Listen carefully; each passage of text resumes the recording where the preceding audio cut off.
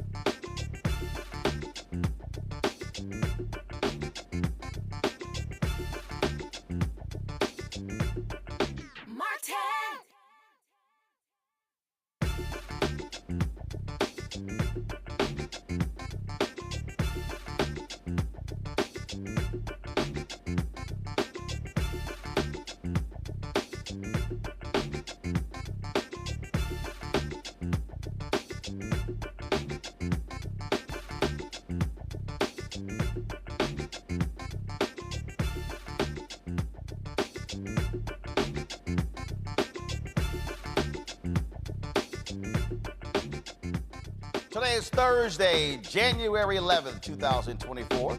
Coming up on Roland Martin Unfiltered, streaming live on the Black Star Network. Tennessee Republicans continue to silence Democratic State Representative Justin Jones, one of the lawmakers expelled last year.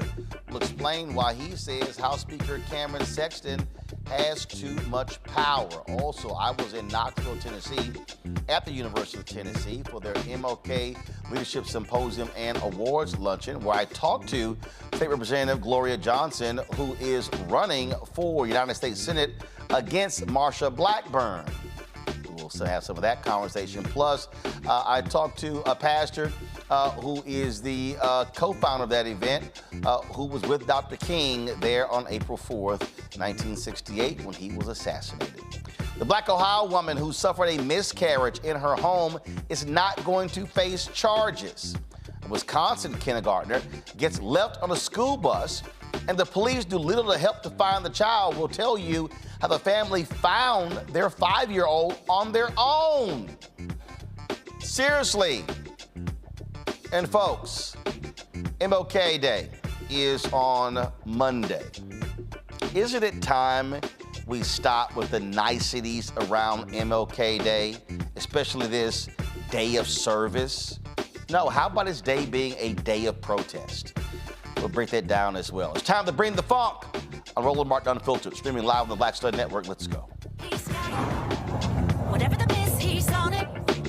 Whatever it is, he's got the scoop, the fact, the find. And when it breaks, he's right on time and it's rolling. Best believe he's knowing. Putting it down from sports to news to politics. With entertainment just for kicks, he's rolling. It's on go, roll, roll, y'all. It's Roland Martin, yeah.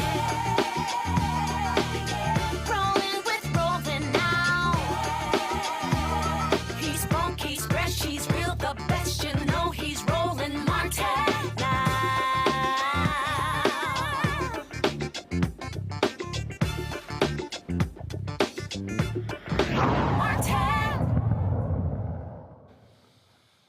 Tennessee Republicans continue to do what they do, and that is screw over the duly elected representatives of black folks. Representative Justin Jones dropped a video on social media saying that he has been removed from the Education Committee, where you have, of course, the governor who is trying to push forward a statewide voucher program. Now, of course, he also was the individual, one of the two black state representatives who was expelled by Republicans. And so they continue to silence them there in the legislature. Watch this. Hey y'all, we are just leaving the House floor for adjourn until next Tuesday. I just wanted to give you a quick update. As you can see, the Speaker's having his press conference right now. He just announced committee changes for this 2024 year and announced that he was stripping me from Education Administration Committee. I was formerly a member of Agriculture Committee, Government Operations, and Education Administration, but conveniently and coincidentally, the year that the #1 issue is going to be their push to try and privatize education, the Speaker has announced that now I will be stripped from that committee and not being returned as other, my colleagues have been returned to their regular committee. But this is just another attempt to try and stack the process and silence voices of dissent against their harmful policies here in Tennessee. There was another video that he posted on yesterday, so let's play that one. Yesterday, I witnessed something that really appalled me that are related to these rules. Myself and the Republican Majority Leader, my friend William Lamberth, were trying to get on the elevator, and the Speaker's security put his hand up to Lamberth and said, "You can't get on with the Speaker." He pushed our Majority Republican Leader and said, "You cannot get on with the Speaker." And so I want to make clear that these rules are not about Democrats versus Republicans, but it's about each of us as members and a Speaker who is drunk with power. In these rules, a phrase that keeps Representative occurring. Reagan, you're recognized. Point of order. Thank you, Mr. Speaker. Please use your microphone, please. Thank you, Mr. Speaker.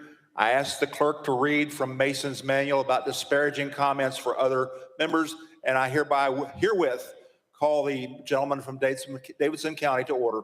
I neglected to mention in my request that Rule 19 be invoked as well in relation to that. And call to order.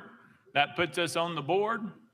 We are voting. A yes allows the representative to continue speaking. A no vote calls him to order, and we move to the next person on the list. Mr. Clerk, take the vote. Ayes 20, 68 nays. We move on to the next person. Folks, you see there, what they did was last year they passed a rule where if they want to shut you down, they could just call what they just did and stop you from talking, and now you have to sit down and be quiet. I keep telling y'all, these are the people who supposedly love the Second Amendment, but they love to skip over that little troublesome thing called the First Amendment. And so that's really how these Republicans in Tennessee are operating. But it's not just Representative Justin Jones who continues to face these problems. They also are literally targeting people, the voters, the people who sent them there. Representative Justin Pearson, one of the two who was expelled last year, he posted this on social media, on Twitter. How can our constituents be guests in the people's house? Tennessee House GOP, see Section 25. These absurd rules have the number of people in the public who come to see the legislature and advocate for our democracy. Why are democratically elected leaders afraid of the people they serve? And so what you see here from him, you see him holding this guest pass. So if you want to come to the legislature and sit in the gallery, you literally have to go get a guest pass. Why are they doing this? Well, they're angry with the protesters who filled the well last year. They're angry with the the people who are fighting for the end of gun violence. They're angry that they showed up last year in massive numbers, chanting and yelling and protesting. They don't like the fact that the public actually had the guts, had the audacity to come there and voice their concern. So not only are they shutting down State Representative Justin Jones, State Representative Justin Pearson, these same individuals are now trying to shut down the public. These are constituents. These are the people who literally sent them there. That's what we are now dealing with. So to understand what is at hand is to see how dastardly these people are and how shameful these people are. So we're going to do this here. We're going to take a break, and we're going to come back, and I'm going to play for you my interview with State Representative Gloria Johnson, who I talked to today at the speech I gave at the University of Tennessee, where she talked about this and also explained how people in Tennessee are fighting back against these fascist Republicans in the state of Tennessee. You're watching Roland Martin Unfiltered right here on the Black Star Network. Hatred on the streets, a horrific scene, a white nationalist rally that descended into deadly violence. White people are losing their damn minds. An angry pro-Trump mob storms the U.S. Capitol.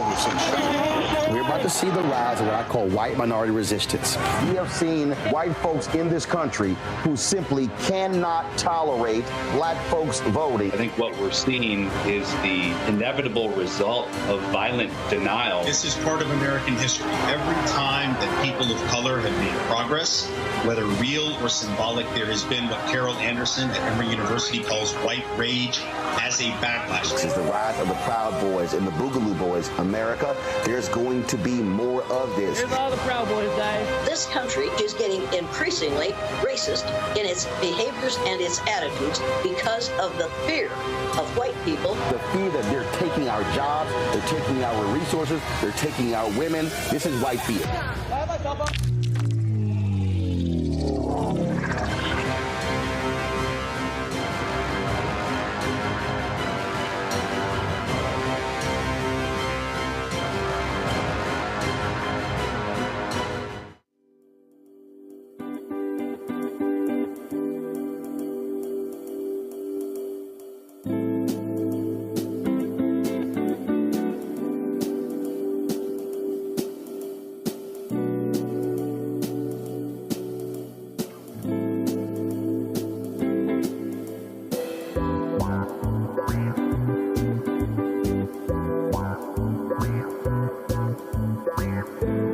What's up, y'all? This is Wendell Haskins, a.k.a. Win Hogan at the original T-Golf Classic. And you know I watch Roland Martin Unfiltered.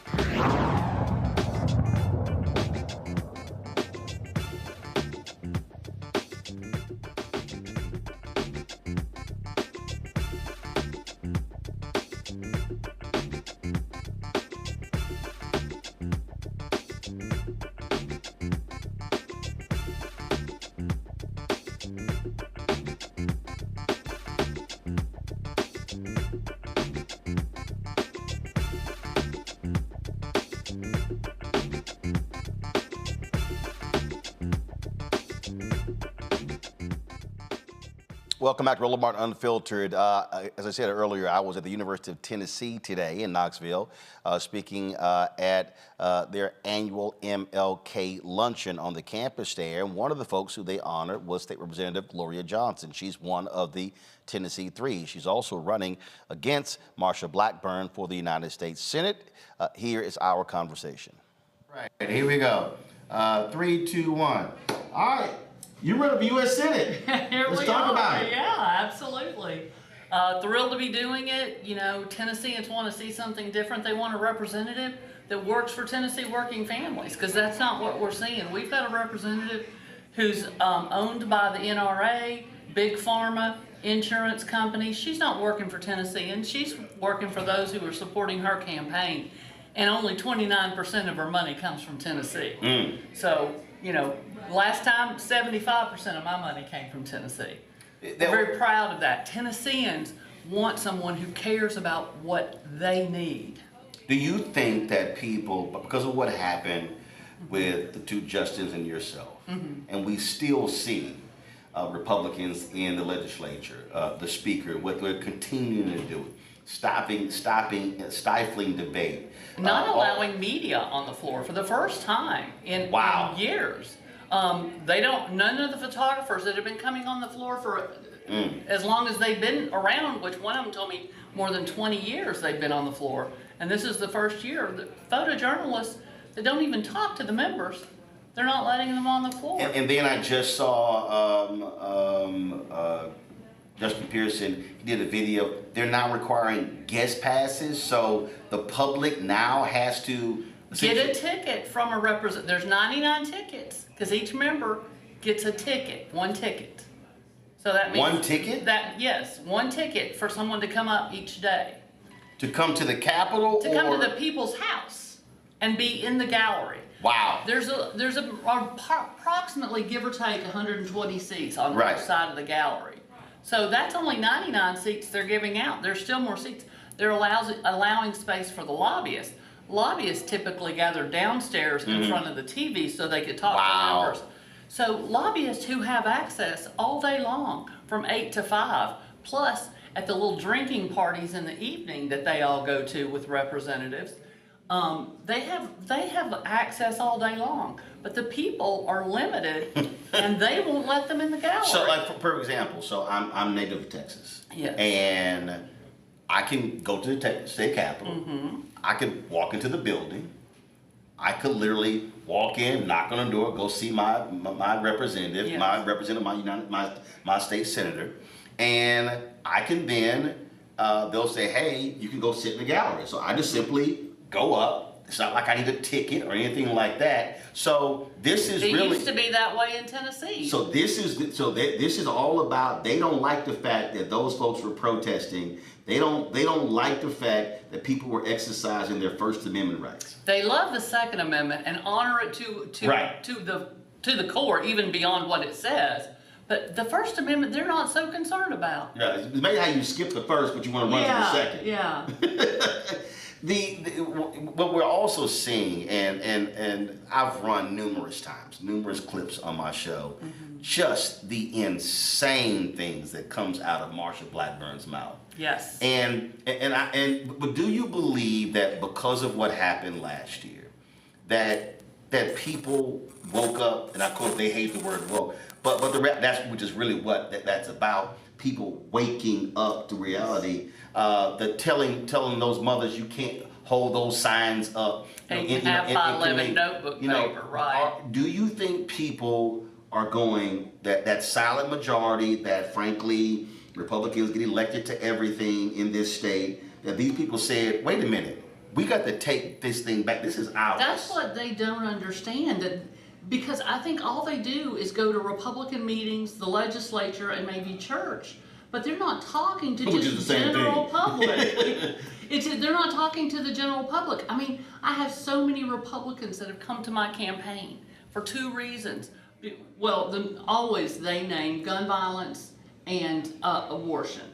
The next third thing that they typically name is the meanness and divisiveness of their party. And they are coming in droves. And I don't think that they understand this. They don't believe the polling that's taking place in Tennessee. But the reality is Tennesseans did wake up. They looked at the Capitol and they didn't like what they saw. And they're paying attention. I get so many text messages because now people are watching from home. They know how to do it now. They know how they can watch session from home. And they're watching from home and they're horrified. And I'm talking about, I'll be approached by Republican county commissioners that say, I love what you all did. You were right. We're talking about people across, it's not a partisan issue. Right. People are sick and tired of this extremism. History has never looked fondly on those who ban books. Right. And now they're saying if they've got legislation, if you don't ban a book, then the person can sue because you didn't. And a school system will have to fight the legislation, pay to fight. And that's wasting taxpayer dollars. That's more money. They can no longer ever claim fiscal conservatism. I'm sorry. Well, they actually call it physical conservatism, but they can no longer claim fiscal conservative in their party. But not only that. I mean, and again, I've spent time breaking this down. What they did to Nashville. Breaking the city. And again, and what kills me is I always hear Republicans talk about local control, big government. Oh, except if we don't run that particular city. Right. And frankly, and I think they would try to break up Memphis if they could. Oh, they have tried. They've done things to Memphis as well. The whole thing is several years back, they wouldn't let cities and counties name their own parks, and they didn't want to change the name of Nathan Bedford Forest Park. Memphis wanted to, but the state didn't want them to change it. Right. And one of the reasons we have a huge problem in affordable housing in Tennessee is because of their preemption of locals to do what they need to do to create more affordable housing and build more facilities for affordable housing. They preempt locals from being able to do what's needed. So it's remarkable. Are you seeing, because this is also being part of the problem, where you've had national Democrats, and Reverend Barber and I talk about this all the time, they blow off the South. They go, especially, and I'm be very frank, largely white consultants. Oh, look, those are uneducated people. That's the South we can't win. I've always said, first, if you don't run, you're guaranteed not to win. Right. And part of the problem then, if you don't run, then what you have is you have all of these folks who are running unelected, and they're winning because they never got challenged. And so in North Carolina, in so many other places, and what we're now seeing is we're now seeing people who are now running against these Republicans in Tennessee. So the number of people who were running unopposed is dropping big time because people are saying, hey, we have to rebuild this infrastructure. And what people really don't understand, that we no longer have a path to a Senate majority because of Manchin. So we've got to flip a state. Now, do you want to flip a state that's massive and costs $200 million to flip, or do you want to flip a state like Tennessee that you can flip with $20 million? I want us to invest in every single state. Right. But there are some places have far fewer media markets that you invest a little bit, it goes a long way and makes a difference. Right. So invest in all the states, but don't leave out certain states because you think they can't do it. Quite frankly, Phil Bredesen, when he ran against Marsha Blackburn for Senate, only was down 11 points. It's not that far. So you really believe that you can take her out in Tennessee? What I'm seeing on the ground, this coalition that we are building that is not going to be divided, we can absolutely beat her. It's going to require investment from Democrats and at the DSCC and everything else. I hope they should be starting to see in just a month, from a very conservative Republican think tank poll, within a month, my numbers went from 24 to 36. So, we're moving in Tennessee, even with a bad poll. So we haven't even started ours yet, but I think that people are going to be surprised, and I think an investment in Tennessee is an investment in a win. All right. Always good to see you. Good to see you, I too. appreciate it. Thanks so much for being here and being in Knoxville. All right. My panelist, Reese Colbert, host of the Reese Colbert Show on Sirius XM Radio out of D.C. Dr. Greg Carr, Department of Afro-American Studies, Howard University out of D.C., host of The Black Table on the Black Star Network. Greg, I'll start with you, being from Tennessee.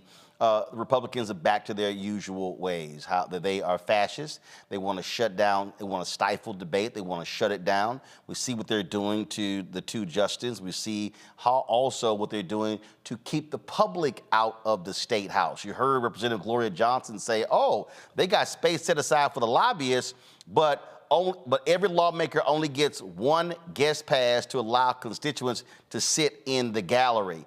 And remember, these are also people who last year ordered people to take they were holding signs up in committee hearings and declared that to be illegal, and the courts told them, no, it's not. I mean, this shows you how the Republicans are operating on the state level and the federal level.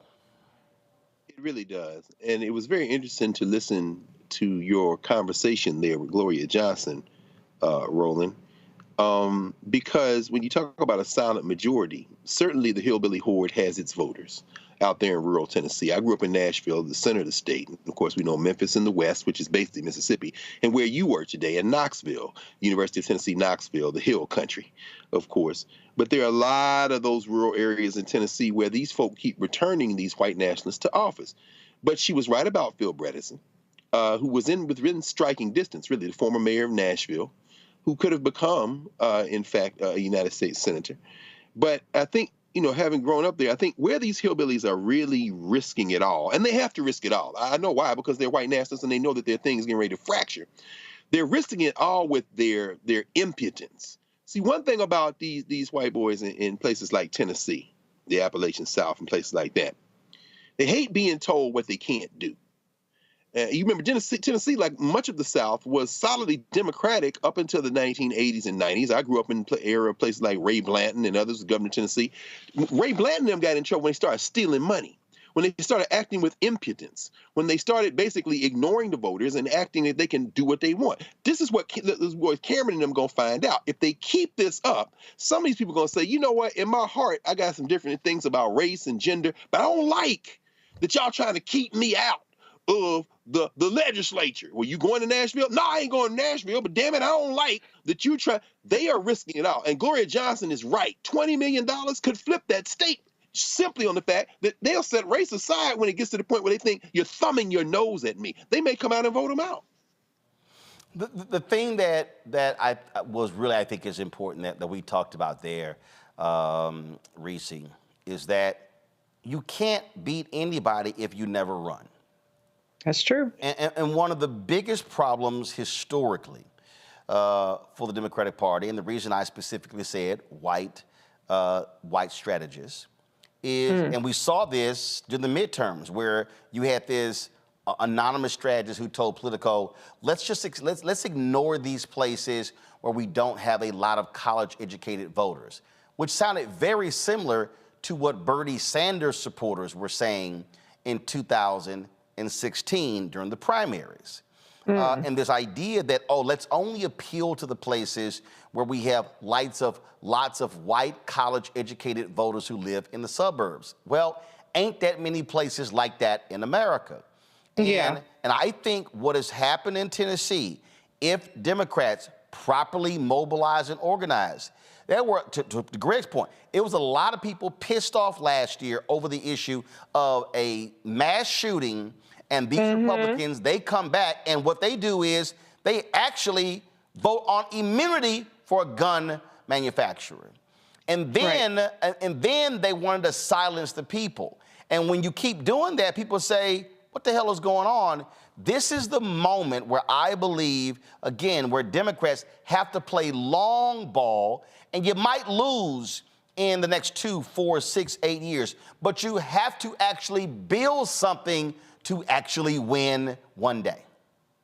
No, I agree with you. I think that the difference between Democrats and Republicans is Democrats want to win every news cycle. They want to win every election. And Republicans play for generations. I mean, we talked about it leading up to the 2020 election, how it's a generational election. And we've said that every election. I know it's getting old by now, but it's really the truth. And so you do have to really build that infrastructure. You have to be relentless with it the same way that Republicans are relentless. We're talking about people who have a supermajority, who Democrats aren't even striking distance of, even with their protests and Justin Jones saying whatever he wants to say in these committee hearings, it's not going to change the outcome of the vote. But Republicans are so relentless that they don't even want the conversation to happen if it goes against their political interests. And so I'm not saying that Democrats should be like Republicans, but I think that Democrats should really look at how Republicans leave no stone unturned in their quest for power, to keep power, to gain more. And, they need to start investing more. There's so much money that was put into Florida, which has gotten increasingly red in a number of places. But the reality is you could probably get a pretty good bang for your buck in Tennessee. And I'm not hearing a lot about the Senate in 2024. So I don't know if they just written it off like, well, I guess the Republicans are going to get that. And, they just hoping to hold on to the White House. But we have a lot of work to do in 2024. And I don't think we're in a position to take anything for granted or leave any race uncontested. Well, I think that is that is the position. When you hear people talk about the very, very narrow path forward for Democrats to keep control of the United States Senate, what you hear with Joe Manchin retiring, or I dare say, Greg, refusing to man up and run against the billionaire governor, they're saying, we're going to lose that seat. So we have to hold on to Sherrod Brown's seat in Ohio, to the seat in Nevada, in order to maintain control of the United States Senate. They don't bring up Tennessee. And if you don't make the effort, and we saw a lot of those pissed off white women, not just with abortion, but the issue of gun violence. Then Greg, I got no problem saying it, you put in the Taylor Swift factor. This is, I don't care what anybody says. I don't care about the haters or whatever. This is a young white woman who has used her platform to register people, to mobilize people, and who's made it clear that we need to see changes. Can they beat Blackburn? It's an uphill climb. But the most guaranteed way to lose is never make the attempt. Absolutely.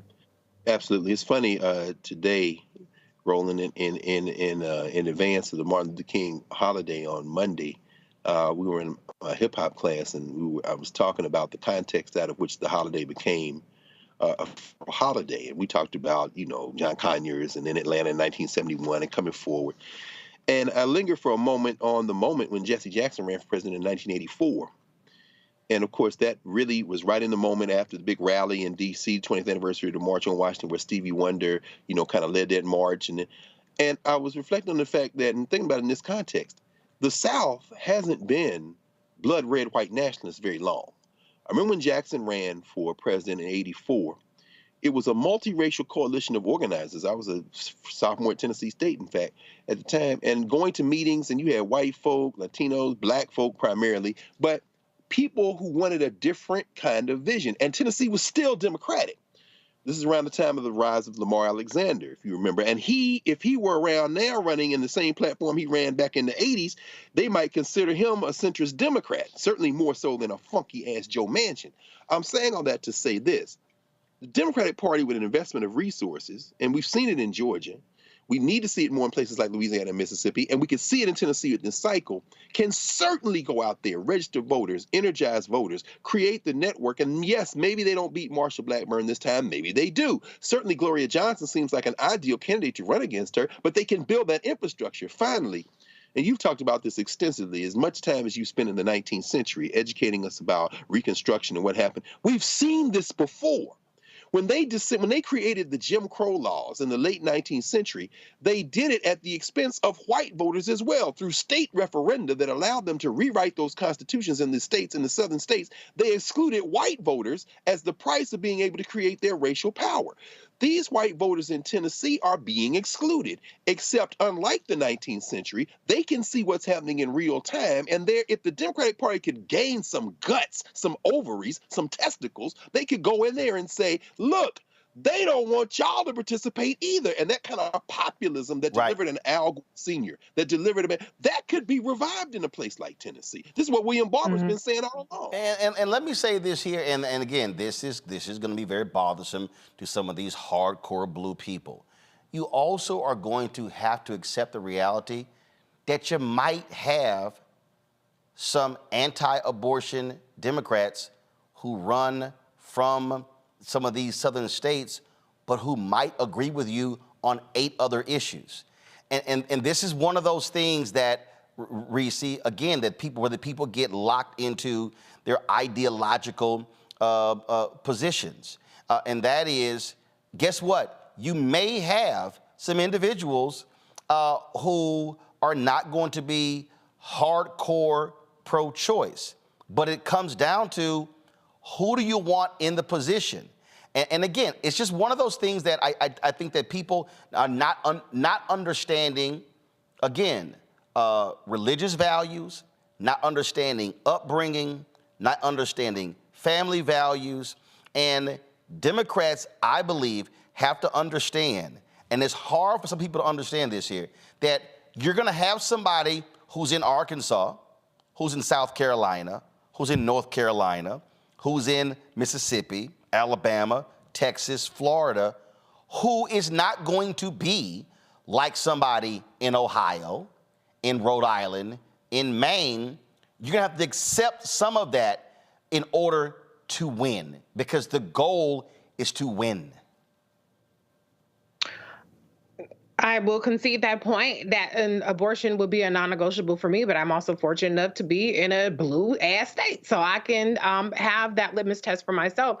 I think I've always said, if you can win the primary, then go for it. You know, if a anti-choice Democrat can beat a pro-choice Democrat, then them's the breaks, and that's the reason I'm saying that, because the guy who got 47% of the vote in Mississippi.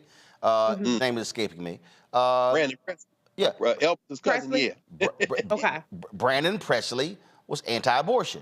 Okay. Now, when you looked at him on a bunch of other issues, it lined up. Again, to me, it's understanding politics and power. And again, that's just one of the issues. And for some people, there are issues that are, hey, it does not matter. This is where they stand. I'm not supporting anybody who isn't there. But what I'm saying is that if you look at the map right now, Democrats have not done well because they aren't understanding how to win in the South. and they're not creating a strategy. We saw what happened in Georgia. The roadmap is there. If all of these billionaire Democratic donors, okay, would frankly stop throwing their money at useless entertainment shit and do what a lot of these Republican donors are doing and go, okay, how much is it going to take for us to organize and mobilize in Louisiana? 30, 40, 50 million dollars? Let's now do that. How much is it going to, and look at the map to go, okay, because if I look at the southern map right now, Reese, so you take Georgia. Georgia is now competitive. It's, now granted, Republicans have won statewide, but obviously 2 United States senators, but it's actually competitive. Now you go, okay, Georgia, North Carolina, you get some real infrastructure, and I think Nikki Fried is doing that in Florida. Now you throw in, you say Louisiana, and you say Texas. Now you say, now let's create a blueprint to now be able to go after young voters, hit the ground, mobilize, organize, enlighten, educate Latino voters, and now you can start competing. But if you ain't got a strategy and you're not gonna fund that strategy, we're gonna keep having the same thing, guarantee electoral college votes to the Republicans in all those states. I agree. I think that where Democrats need to focus on is, as you already pointed out very clearly, is infrastructure. But I would also add information. Republicans invest in information. They invest in disinformation. They invest in misinformation. They invest in their networks, in their media, in their influencers, and a number of things. I mean, they have an entire reality that they've been able to shape. And we've seen how investing in their own information helps drive the mainstream media. Look at what happened with Dr. Claudine Gay. That story about this fake plagiarism started with right-wing media. And then, of course, the mainstream media, white media, they can't resist picking up these right-wing talking points. And so Democrats, I've been yelling it for years, need to start investing in information, because right now what a majority of Democratic voters are getting is the relentless disinformation and misinformation. And that's why people feel so disillusioned. And that's why there is so much room for people's feelings as opposed to the facts of what's actually been delivered and what's at stake in 2024 and beyond. Well, and I think that's because, frankly, liberal and progressive voters, in their minds, and I think this is when I say you're so smart, you're dumb.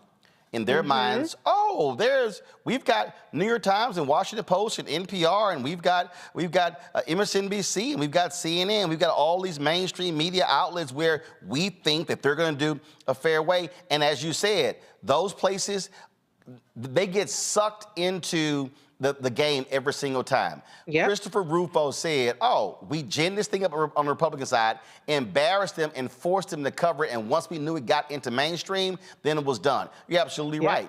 And so, I mean, you got, right now, The Messenger was created last year, launched for $50 million.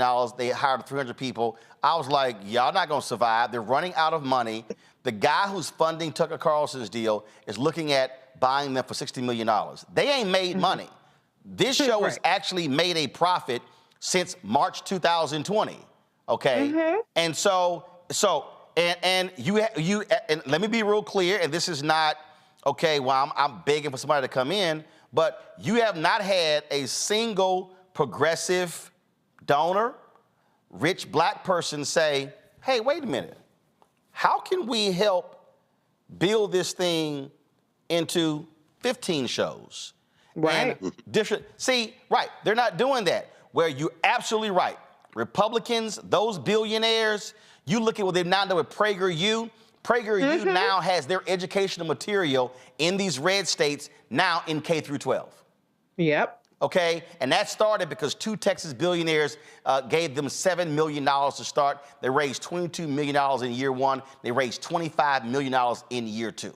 That's $47 million bucks. And then you look at Daily Caller, Daily Wire, Daily Signal. You look at Breitbart. Look at all of these. What they understood was, if you win the information war, that's 75% of the war, because that's hearts and minds. And they only want to give black people 4 figures. They don't even, you know, you got to beg and plead to justify 4 figures, not 5, 6, 7 figures. And so that's why we continue to be behind the ball. It's not going to be enough just to swoop in months before the election or once or twice a year and to humor us a little bit. You have to invest in the information. Until the Democrats figure that out, they're going to keep getting their ass handed to them. They're going to keep seeing these poll numbers where Trump is competitive with people that are not at all remotely ideologically aligned, that he offers nothing policy-wise to, because they're winning the information war. This isn't just messaging. Right. It goes beyond messaging. Information is the basics that we operate in, and Democrats consistently lose the information war because they're not even fighting it. No, you're absolutely right. And before I go to break, I'm going to show y'all this here. I just pulled this up. When it happened, I said this was the dumbest thing in the world. Here you had a major progressive media outlet called Think Progress. They were a part of the Center for American Progress, but they were actually their own group. Well, CAP put them up for sale. Now, they had declining revenue, declining traffic, and donations, okay? They were running a deficit. No buyer was found. This was a major progressive media outlet that they allowed to die in 2019. So look, I want everybody to look at that date. They ended publication on September 5th, 2019. That was 1 year and 1 day after we launched this show. And so you don't allow our major information vehicle to shut down. No, you figure out how do we keep this thing going, because that's what you need. The right has major amplification. They have, and they're hitting you Fox News on television, conservative radio, digital operations, and so you're getting it 360 degree, and from the progressive side, and we already know from the black side. In fact, we're gonna go to a break, and I'm gonna play for you. It was something that Congressman Hakeem Jeffries said during the funeral of Congresswoman Eddie Bernice Johnson that captured my attention, and I'm gonna play it for you, and it's a perfect example of even why black-owned media, when you don't fund black-owned media, why certain things don't happen. We'll show you that next on Roland Martin Unfiltered on the Black Star Network. Grow your business or career with Grow with Google's wide range of online courses, digital training, and tools. Gain in-demand job skills with flexible online training programs designed to put you on the fast track to jobs in high-growth fields. No experience is necessary. Learn at your own pace. Complete the online certificate program on your own terms. Stand out to employers, get on a path to in-demand jobs, and connect with top employers who are currently hiring. Take one professional career certificate program or all 6. Earn a Google Career Certificate to prepare for a job in a high-growth field like data analytics, project management, UX design, cybersecurity, and more. All professional career certificate programs must be completed by December 31st, 2024. Scan the QR code to complete the application. There are 1,000 scholarships available. Grow with Google and J. Hood and Associates. Be job ready and qualify for in-demand jobs. On the next Get Wealthy with me, Deborah Owens, America's Wealth Coach, we're talking about the difficulty of being able to acquire wealth for Black Americans. My guest, Emily Flitter, is the author of The White Wall: How Big Finance is Bankrupting Black America. The bad stuff that you feel when you're dealing with the financial services industry is not your fault. It's not your fault, and you don't deserve to be treated like this. That's right here on Get Wealthy, only on Black Star Network. Hey, yo, what's up? This is Mr. Dalvin right here. What's up? This is KC, sitting here representing the JODECI, that's Jodeci, right here on Roland Martin Unfiltered.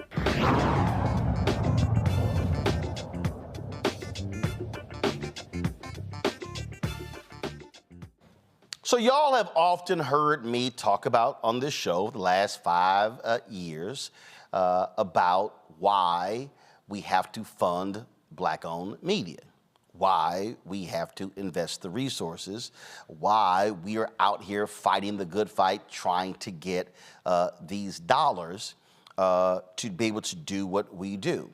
And during the funeral of Congresswoman Eddie Bernice Johnson at Concord Church in Dallas on Tuesday, Democratic Minority Leader Hakeem Jeffries said this during his eulogy of Johnson. Now, in that first term, the chair of the CBC, she's now our great HUD secretary, was Marsha Fudge. She said to Stephen Horsford and I want the two of you to preside over the CBC floor speech that occurs every Monday evening after votes. And so we said yes. We didn't know what we were doing, y'all. But we said yes. And the thing about it is that the CBC floor speeches, an hour, Monday evening, people all across town, not covered on CNN, not covered on MSNBC, not covered on BET. It's covered on C-SPAN. And so Stephen and I, we were never quite sure who exactly was paying attention. But we could always count on three people. Stephen's mother, my mother, and Eddie Bernice Johnson, our congressional mother. We were thankful for her always there for us as she has been for so many people. So let me unpack that, all right? So you heard him say, we have this hour where we give all these speeches, and mainstream media doesn't cover it. It's not on BET, and it's only on C-SPAN. Now understand what I'm about to lay out to you. That part of his sermon and the entire funeral, we live streamed. Nobody else in black-owned media. Damn sure not mainstream media. They didn't live stream the funeral. We did. So now, if you went to the Concord Church website, you could actually see the funeral. We chose to then amplify it. So why am I saying that? That's a perfect example of what happens when you fund your own media. The things that other people don't cover and talk about, then we can. Jahan LeBlanc sent me a text message saying, Roland, love to come back on the show, and thank you for putting me on the show. Because I came on your show, you put me on, I'm now doing TV shows all across the continent of Africa. I want that to sink in, y'all. So not only do you cover things that other people don't believe are important, you also are able to put voices on who otherwise would never see the light of day, that we know the cable networks are never going to call. And now you're creating new opportunities. And so now what this does is, to what the point that Reese was making before we went to the break, when you talk about from a progressive perspective, what you then do is you now are not beholden to what is being said on a few nationally syndicated black radio shows that are not black owned. They're not, very few of them are, okay? Now, Urban One syndicates, Russ Parr's show is off the air. Donnie Simpson's last day is tomorrow. Urban One syndicates Ricky Smiley, D.L. Hughley, Erica Campbell. They're black owned. That's it. The Breakfast Club, that's iHeartRadio. Steve Harvey Morning Show, that's iHeartRadio. Okay, so those are not black owned.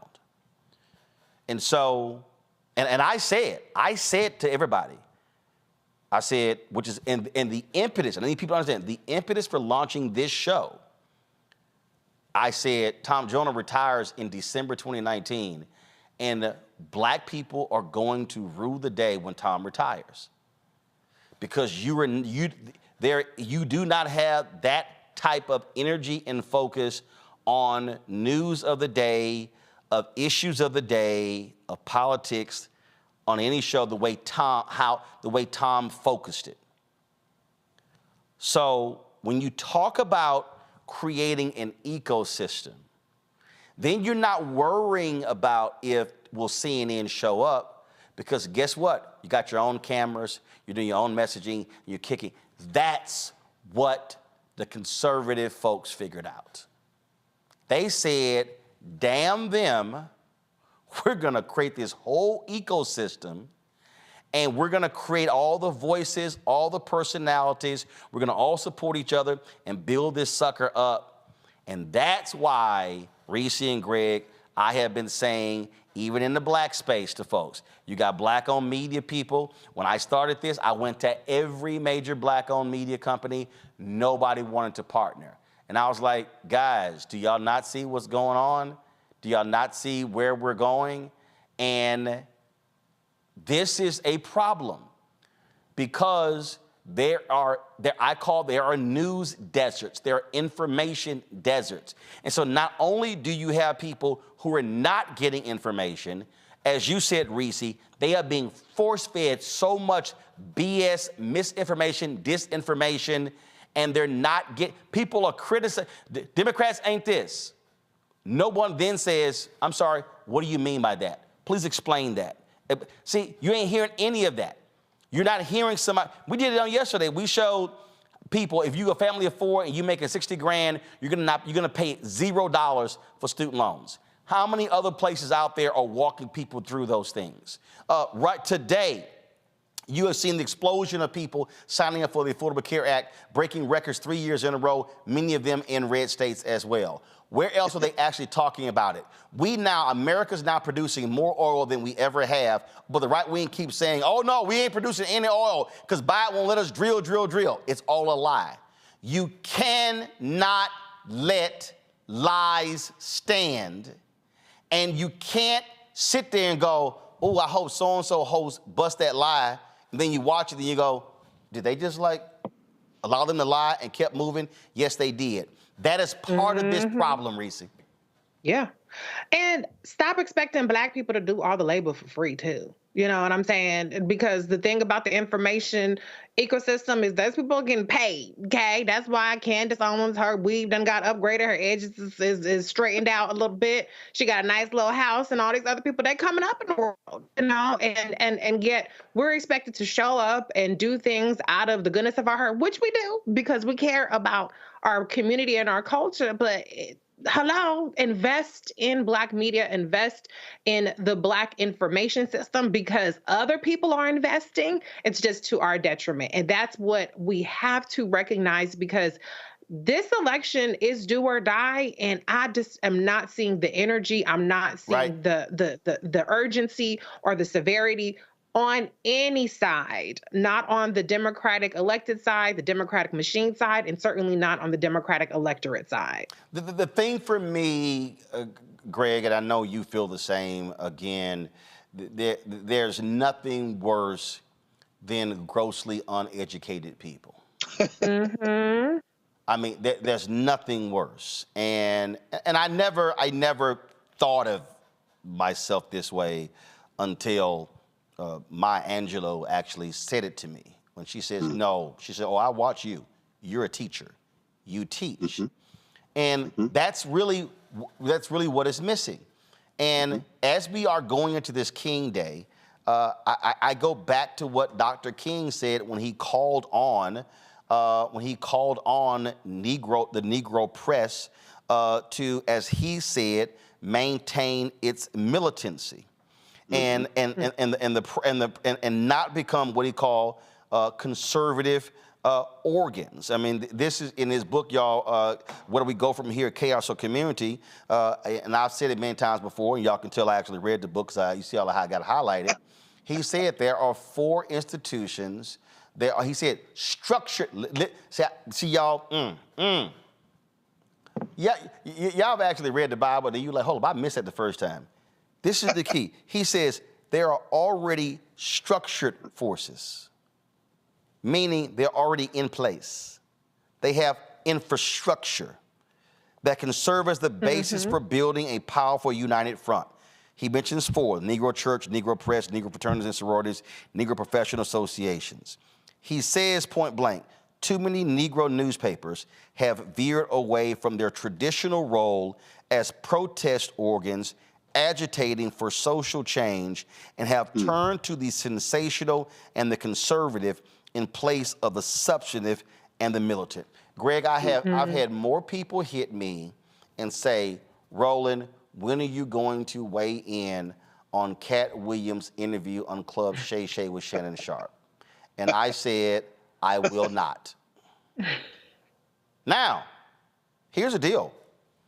I can pull up right now, and I did it earlier. When I was in the car, I was on the plane, I was in the car coming here. I've seen about 10 or 15 other people give their thoughts and reactions to the Cat Williams interview. And the views range from 200,000 to 1.5 million. Yes, sir. Now, yes, I mean, they're watching. So if I did something, it's probably going to do 200,000, 300,000, 400,000, 500,000 or more views. The more views you get on YouTube, you're going to increase more money. Yep. But right here, King said, have turned to the sensational and the conservative in place of the substantive and the militant. We have enough gossip blogs. We have enough mess organs. We have enough drama-induced publications. What we don't have enough are real substantive outlets. And I will not do it just to get those views, because I would feel so awful that I would feel like I gotta take a shower every hour on the hour, because that means you fall into that pit. And that's really where we are. We are in a situation where it's so much bullshit that is being fed to us that we are literally gorging on mess. And right across the street, right across the way, they literally are saying, oh, y'all keep eating that mess, keep eating that mess, because we gonna sit here and blow your asses up come January 2025, when we put in place Project 2025. And you got Elon Musk right now siding with folks blaming black folk for the damn door of the Alaska Airlines plane coming off and blaming that stuff on DEI. And we as black people, we are eating the mess up. I mean, I'm talking about black people, and this is not a diss of Shannon, it's not a diss of Cat, but black folk are eating this up like we did them Popeyes chicken sandwiches. No question about it. Well, I mean, Roland, and you're going to have to help us all, brother, with this, it seems to me. When Dr. King was writing, he was writing in the era, of course, pre-internet, and those institutional forces were at their strength. When you mentioned the interview, Cat Williams and Shannon Sharpe, and I thought about you a lot in watching this viral thing, 43 million and counting views on the initial interview just after 8 days on Shannon Sharpe's Club Shay Shay.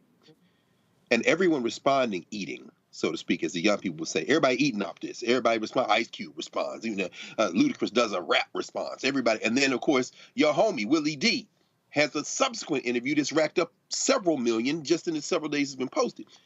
And I thought to myself, I wish, you would deconstruct for us how this viral phenomenon works and kind of cascades down. But I want to put it in another context.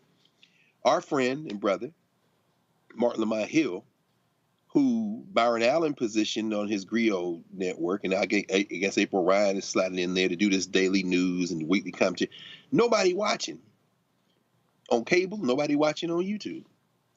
Mark taking a page from you, taking a page from those who have kind of had a kind of metronome daily presence in the news kind of commentary vein, but doing it in a way that kind of blends in some of that sensationalist stuff, has launched his YouTube channel. And the way you understand from listening to you, with consulting with folks who know what they're doing. Oh, no. He didn't take a page. No, what happened was he was in the car with his new wife, and she was like, where in the hell is your YouTube page? And he was, he was in the car, and he called me on a Saturday, and he said, hey man, can you really make money with this stuff? And so I read for him the last 6 months of the revenue that we generated with our YouTube channel. And I said to him, and he had it on speaker, and his wife was like, see? And because Mark just got married. And so she was like, yo, you out here doing all this sort of stuff, but what are you building? And I've been telling Mark, and he'll tell you, 5, 7 years, Mark, stop chasing them checks, build something. Fortify yourself against someone else controlling your voice. Because he got fired at Fox News, he got fired at CNN because of his position on Assad al-Shakur as well as the Palestinians. And so we had multiple conversations. I said, Mark, I was Mark Lamont Hill's first subscriber on his YouTube channel. I said, Mark, launch the damn channel. I said, and you have to build it. I said, stop putting stuff on Instagram and Twitter. I said, drive your people over to YouTube. He said, man, my goal by the end of December is to have 25,000 people. He had some great interviews on Al Jazeera. I said, Mark, trust me, you're going to get the numbers. You're going to be able to enroll in YouTube's ad revenue sharing plan. By the end of December, he had 79,000 subscribers. He wanted to have 25,000. So the whole point was we're now living in a new world. And that's what I'm getting. And in fact, I was watching, and understand. I had people. John Hope Bryan keeps telling me, "Man, you should charge people." I said, "John, that ain't what I do." I was watching Mark's broadcast, and I was like, "Yo, change your crawl, change this. This is too small. Can't see this here," and understanding how you actually do it, because the whole point is you have to create the additional platforms, as I said, to fortify from market forces. If I was still waiting for a white network to call me, I would be in a hospice right now if I waited. And there are a lot of black people, I know them personally, they are sitting here waiting for others to call. They're not creating the opportunities. I know I saw all the mess when people were trying to say, Vivica, why ain't you supporting Taraji? I'm not going to get into all of that, but let me explain to you why Vivica answered the way she did. Because Vivica has been producing and directing her own. People are like, man, that shit you doing, Vivica, it's going straight to video. Do y'all know how many movies every year go straight to video? But guess what? It's a check involved. And so this is the problem for so many of our people. And I'm going to say this right now, and this is a fundamental problem with many of our people. Our people, we have got to stop being so focused on white validation. Right. Oh, man, you ain't shit. I mean, all you got is a YouTube channel. There's a little kid who has been making $10 million a year unwrapping toys on YouTube for the past 5 years. $10 million a year. Understand, that's the new world. Understand that YouTube has YouTube TV, mainstream channels that are on another one of their platforms. So we are so caught up, and I'm going to go ahead and go there. Negroes are so caught up in the equivalent of when Armani and Hugo Boss and Louboutin and Chanel and Tiffany and all this sort of purses and shoes, and we're broke as hell because we are praying and hoping to be on somebody white's platform where they control the content, own the content, control the staff, hire you and can fire you, as opposed to, as King was talking about, building and creating. There is no Reverend Dr. Martin Luther King Jr. without Ebony, without Jet, without Chicago Defender, without Atlanta Daily World, without the Pittsburgh Courier, without those black institutions. And that, to me, and so we're combining two different things. If you're not building black-owned media institutions, if progressives are not building progressive media institutions, then you're at the mercy of somebody else. And then you wonder, man, well, why we can't get the word out? Because you ain't built shit. Well, Roland, this is where I think we need help to understand how these two pieces connect. because Black Star Network is an infrastructure. And people say, oh, it's YouTube. No, it's much more than YouTube. You're the one who taught us all, certainly taught me, the meaning of the acronym OTT. And every time you say, okay, you gotta go to Amazon over here, you can look at Facebook, sure, YouTube, sure, the app, all these things, and the network is built. As you mentioned, these white boys getting ready to rain natural fire, not just on the United States, but on the world with this 2025 business that they're planning at the Heritage Station. Okay, see. Let me just go ahead and sorry to interrupt you there, Greg, because I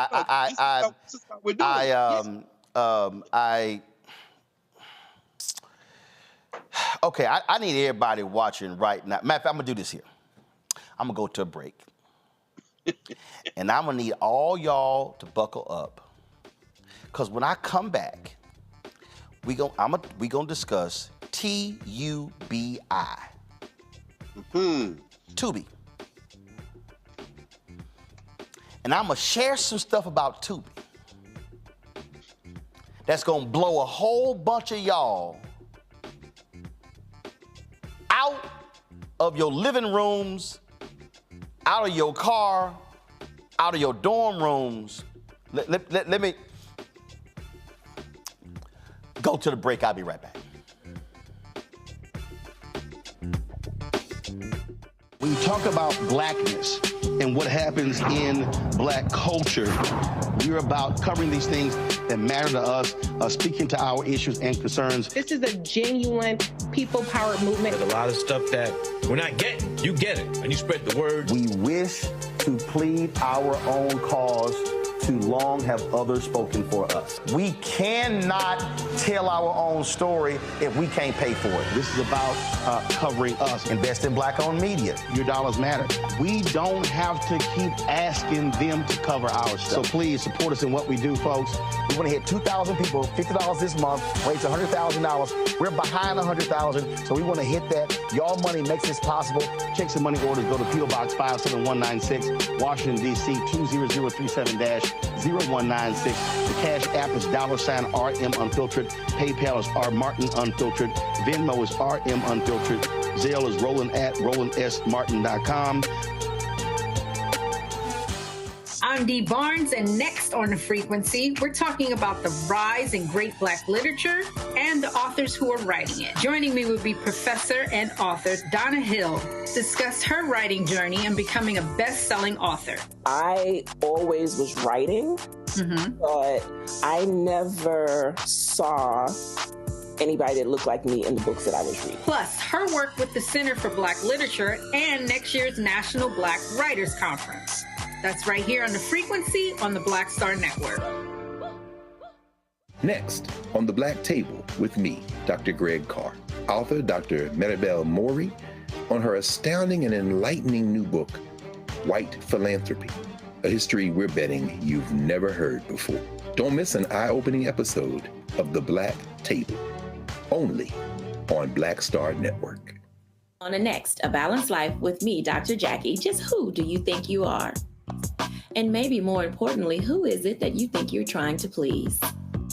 The answer to that second question is really wrapped up in the first. Think about that. Being the true, authentic you, no matter the circumstance. But we learn the art of forgiveness, not only of forgiving one another, but forgiving ourselves. And we also learn how to love ourselves so that we can love each other. That's next on A Balanced Life, here on Black Star Network. This is Reggie Roth-Byford. You're watching Roland Martin, unfiltered, uncut, unplugged, and undamn believable. You hear me?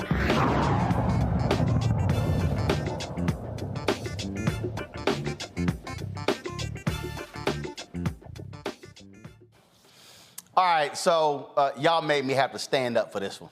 I was trying to sit down, and I was gonna do this in a couple of weeks, but Greg said something there that I just said, I got to do this right now. How many of y'all remember In Living Color? How many of y'all remember Rock? How many of y'all remember South Central? Okay? Guess who owned that network? Just come on. Rupert Murdoch. So let me explain to y'all how we got Fox News. Okay? They launched Fox Broadcasting. They put on black content. We run to Fox. Live in color. Do y'all know why there is a Pepsi and now Apple Music halftime show at a Super Bowl? Because 1 year in Living Color put on their own Super Bowl halftime show, and all these eyeballs left the Super Bowl and they went over to the In Living Color halftime show, and the NFL said, oh, hell no. That's when you got the big halftime performances and they turn into major extravaganzas because of In Living Color. Why did Keenan Ivory Wayans quit and his family leave? Because what Fox started doing was putting In Living Color reruns on Fox stations, driving down the syndication value of In Living Color, and they let we ain't gonna produce any more shows because y'all cheating us out of our money. What did Fox then do with the money made from black people building up Fox? They landed the NFL. NFL used to be on NBC and CBS. Monday Night Football was on ABC. Fox offered $1 billion plus for the NFL rights, and that's when it went from CBS over to Fox. But guess what happened after they got the NFL? Bye-bye In Living Color, bye-bye Rock, bye-bye South Central, bye-bye all of the black programming. Now, some of y'all watching me right now, some of y'all saying, okay, Roland, I mean, that's all that history. I mean, you just bringing up old stuff. Why are you sitting here? Why are you sitting here bringing up old stuff? What has been all the rage for the last year? What have you heard Greg and Reese say? Man, did y'all see that movie on Tubi? You need to get on Tubi. You need to get on Tubi. You need to get on Tubi. You need to get you a movie on Tubi. You need to get on Tubi. You need to get on Tubi. Go to my iPad. Tubi sees impressive growth with over 74 million monthly active users. Keep it right there. Send it right here. Do y'all know who owns Tubi? Pull a picture up. Who owns Tubi? He does. Wow. What is Fox doing? Black people, listen to me. Good Lord. Listen to me, black people. You built Fox Broadcasting, which gave them the financial wherewithal to get the NFL. They get the NFL, build up the financial wherewithal to launch Fox News. Now we're living in a digital world. Yes, sir. And what is Tubi doing? Black content, black content, black content, black content. They dropping I see all the Instagram posts, the Twitter posts, my movie on Tubi, my movie on Tubi, movie on Tubi. And guess what? Their numbers are blowing up. Their numbers are blowing up. Black people, you are turning Tubi into one of the largest fast channels, which is basically a digital channel. They're doing it with black content. Look at it right there. Look at all these. Y'all, look at this.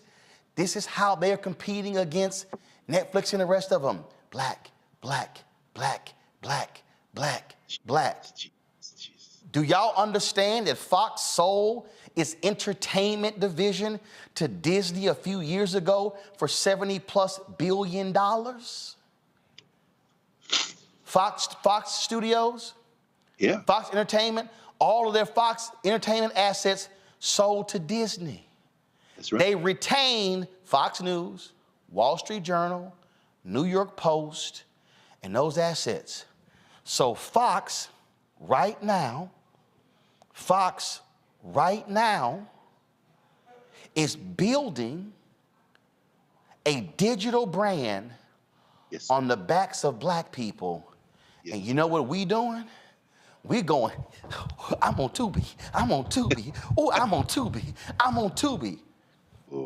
Now, I understand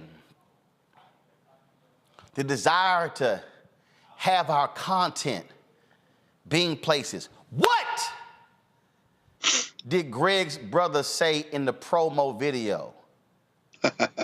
Bring your eyeballs home. I've been telling y'all, where black eyeballs go, that's where the advertising money goes.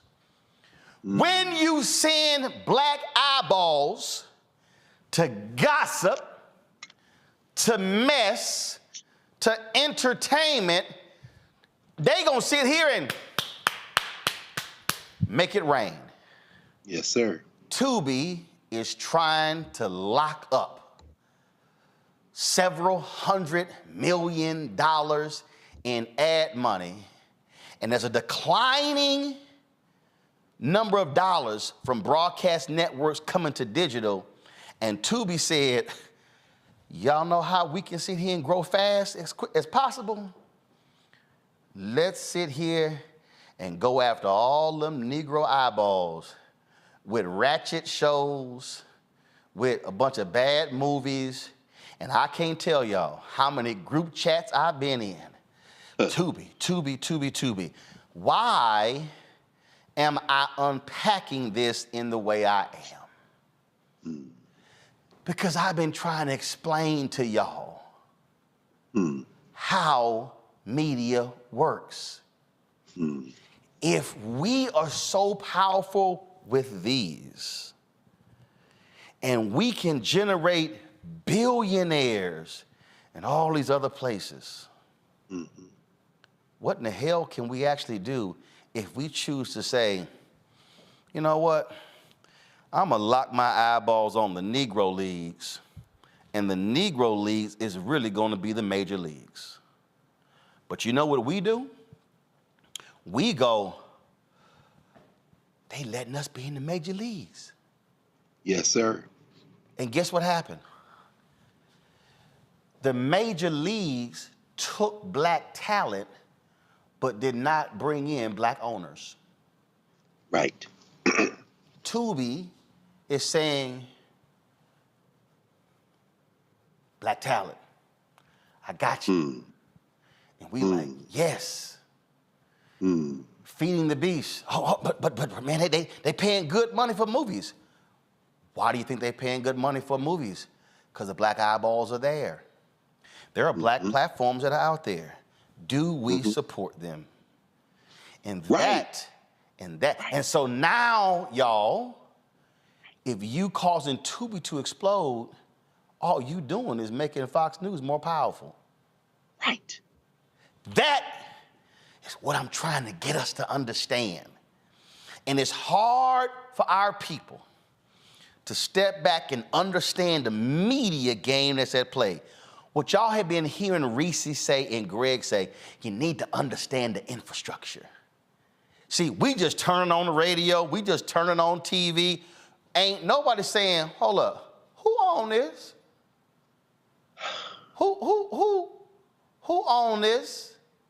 Just like many of black folks who are public workers, y'all sitting here saying, y'all like, man, look at my 401k, but you're not asking who controls the pension fund And who is the investment firm that controls your pension fund? Because what you will understand is one of the biggest Republican donors in America is Steve Schwarzman, who is the CEO of BlackRock, and they control trillions of dollars of capital in this country. So when you are excited that BlackRock is investing your money, what you are actually doing is funding the man who's funding the Republican Party. Y'all had better understand how this game is working. Greg, go ahead. Yeah. No. I mean, here's the piece that I'm grappling with. I think we all are. The disconnect. On the question of reliability, there is no debate. We see you, me, Reese, Lauren, Scott, you name it, everyone who appears here 7 days a week, all of the shows. We all encounter this. Everywhere we go in the U.S., in the world, outside this country, I can testify that there is a reliability people associate with this program specifically. Reliability in information, reliability in stories. As you say, things you're not going to see anywhere. I sat and watched Eddie Bernice Johnson's funeral, and because it was streaming here. So on the question of news, they say not the empty content, not the foolishness. There is a standard here. When I listen to at least the shows that black folk have on Sirius, I'm talking about news and commentary shows, Reese's show, Clay Kane, Joe Madison, Karen Hunter. You know, there's a form of reliability there. When folks, and Karen says this sometimes, she says, you know, in many ways, journalism is dead. Why? Because now you've got, and again, it's no shade at Shannon Sharp, there's no shade at everybody on YouTube. You got people commenting on news who aren't researchers, who aren't journalists, who are not, don't have a background, and the eyeballs are being attracted because it's mixed in with this foolishness. The disconnect for me is, while these fascists, while these white nationalists, while these folks like the Heritage Foundation, funded by billionaires and subsidized by very people that we're subsidizing with our dollars, are lining up because they have the money to carpet bomb our sensibility. Boom. Christopher Rufo is a joke to take out the president of Harvard, and he got a degree from Harvard Extension and is down there messing around trying to create a whole new version of a school that was a legitimate university till DeSantis got a hold of it, that new school in Florida. While that's happening on our side, we can watch by the millions Cat Williams and Shannon Sharp. We can watch by the millions Gilbert Arenas and whoever else. We can watch by the millions Kwame Brown and whoever else is the flash to pan at the moment. But when it comes to news, Roland, this is what I'm trying to understand. Where is the disconnect when it comes to us bringing our eyeballs not only home, but home to a specific type of content when a Byron Allen has poured millions into a channel that nobody watches? When BET eliminated any even gesture toward news, where's the disconnect with our eyeballs for the things that will help us when you have been with this network and this specific show traveling in terms of dealing with voting rights, traveling in terms of activism and organizing, traveling in terms of the injustices our people face and how we are solving the problems of combating them? Where's the appetite for bringing our eyeballs to that specific vein of content? That's what I'm losing. It is because we, again, have black people who are in the black space who want to operate in silos. And I'm gonna go to Reese in a second. I'm gonna say this. I was on a phone call and I told Byron when Black News Channel offered me a show, and it was a joke. I mean, y'all, like, it was so laughable. I literally said, I'm gonna do y'all the favor and not even respond. That's how bad it was, okay, y'all? So Byron asked me what it would cost, and I told him. Now here's the deal. I ain't got a problem saying it because it's true. When Byron bought Black News Channel assets, Byron could have licensed this show. Yes. Not to. Now here's the deal. I got no problem launching your own shows, but who's watching them? Listen, TV One celebrates its 20th anniversary on MLK Day on Monday. I was the face of the network. Yes, sir. I traveled this nation getting local cable people to carry TV One. I know I got an audience and I can bring eyeballs. So you want to launch something and nobody watch, or do you want to actually work with an existing partner? Don't think for a second when Tyler was talking about buying BET. Do not think for a second when Tyler was trying to buy BET that me and Tyler did not have a conversation. Why am I saying all of this? I'm saying all of this is because we as black people need to understand that the storm that is headed our way is a Cat 5. Reese, I don't think people understand. I'm gonna say this again. We are sitting here watching all kind of other stuff, and we ain't watching this news channel, and there's a Cat 5 that's brewing in the ocean that's gonna make landfall. And see, if you over here laughing and giggling and not watching that news channel, you can't prepare for the Cat 5. No. And then when the Cat 5 hits, you like, oh my God, what happened? Because your ass wasn't watching the news channel trying to tell you the Cat 5 is coming. You got Elon Musk right now, who is apartheid Elon Musk. Yes, sir. Who is using Twitter to drive racist messaging, who now is championing the notion that DEI is and black pilots having low IQs is the reason the door came off the American Airlines door. Now I need y'all to pay attention.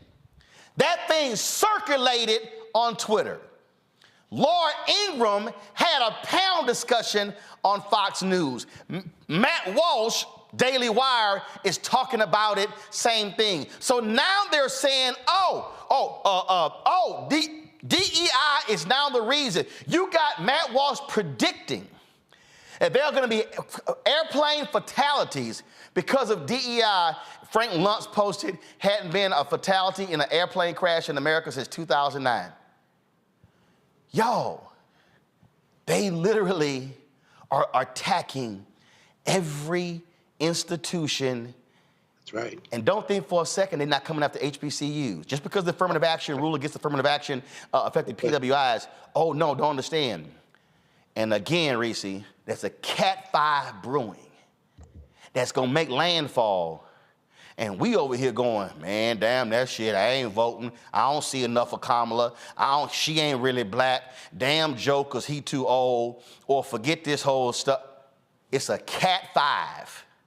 Project 2025 is a Cat 7. This thing is coming. And that scene from Scandal, Joe Morton and Kerry Washington, you running your ass around in the field of daisies and run like the field of daisies and bombs are going on all around you. The media apparatus is how they are driving the messaging, Reese. Right, absolutely. And I do have to say, there are black people that have multifaceted interests, and you could watch Roland on at 6 to 8 and go watch the Cat Williams interview. They're not mutually exclusive. However, I want to address Dr. Carr's point about the disconnect, and I want to say that the disconnect is very much manufactured. We don't have a democratic media or even social media apparatus. Everything is algorithm to the point to where these algorithms and formulas, which by the way have bias already built in them, have figured out, or they've convinced themselves, which then drives what you see, what people want to see.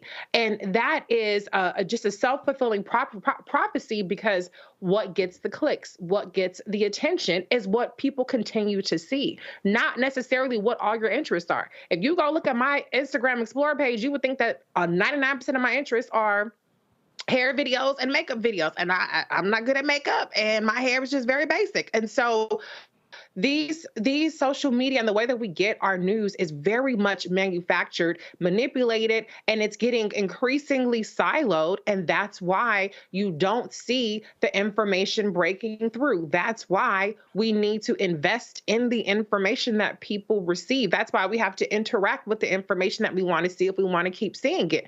So that's really where the disconnect is, because it's something that is driven to us because we are signaling to it that that's what we want to see. And unfortunately, we bless too much mess. And I will be the first one to say, if I'm on video saying motherfucking boom, boom, boom, boom, that video is going to go more viral than if I'm sitting here buttoned up. Now, is that why I do it? No. I mean, I turn on the camera, what happens. But I recognize that the reason why this is getting reposted on the blogs, and this is the reason why this has 1 million views, is because I'm giving the people what the algorithms say that the people want to see in the way that they want to see it. And so the only way to combat that, there's no organic way of combating things that are manipulated. There has to be an investment. And until we figure that out, that we either need to make the investment or we need to fight back with our eyeballs, and we need to fight back with interacting with the things that we want to see. There will continue to be this disconnect and this imbalance. And let me be real clear. I need people to understand. I know Shannon. I ain't dissing Shannon. I ain't dissing Kat. No. But what I'm trying to get our people to understand is I know how the advertising mind works. I've been looking for this interview, and I'm going to find it. When OWN launched, and they were, the first 2 weeks, the numbers were through the roof. You know why? Because black women kept coming. But they were like, well, where's stuff for us? After the first 2 weeks, OWN's numbers cratered. Because they were seeing the Judds, they were seeing Jenny McCarthy. They were like, where? They were like, where are the black people? I'm just trying to tell y'all, and I'm telling you, Eric Logan, who was the president of OWN, told me, so what I'm telling y'all is true. And I need y'all people, all y'all people watching, listening, I tell you, all I do is media since I was 14 years old. This is what my dedication, this is my ministry. Yes, sir. I watched it. They spent $381 million their first year. They were losing money like crazy. Oprah talked about being depressed. There was one show that did 466,000 views. About 70% of those people were black. It's called Sweetie Pie. Wow. Everybody keeps saying, oh man, wow. Tyler saved OWN. That was wow. That was OWN 2.0. No, that was OWN 3.0. OWN 2.0, it was Sweetie Pie. Sweetie Pie. They were shocked with the black numbers. So you know what happened? Well, let's try one more show. Beverly Johnson. That's when Oprah patched up her relationship with Iyanla, brought Iyanla back.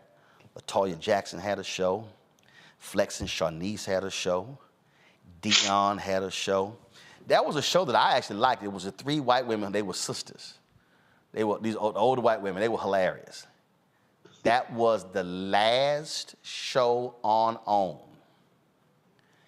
that featured white leads.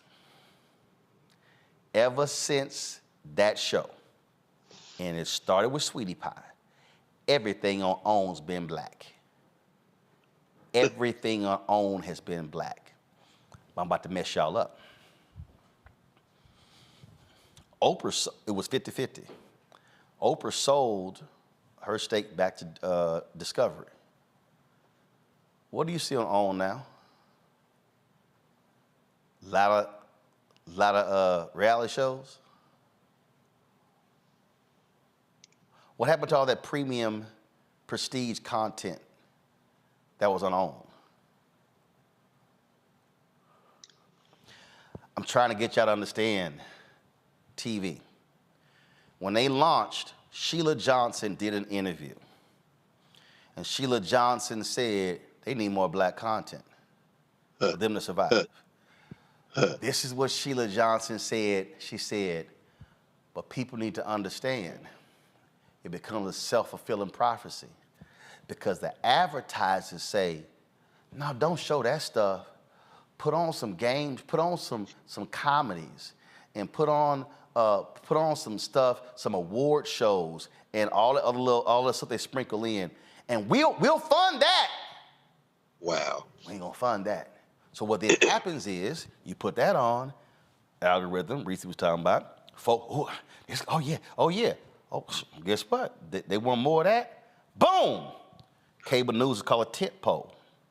A tent pole means successful show, and you build other shows around the tent pole. Mm-hmm. Housewives became a tent pole.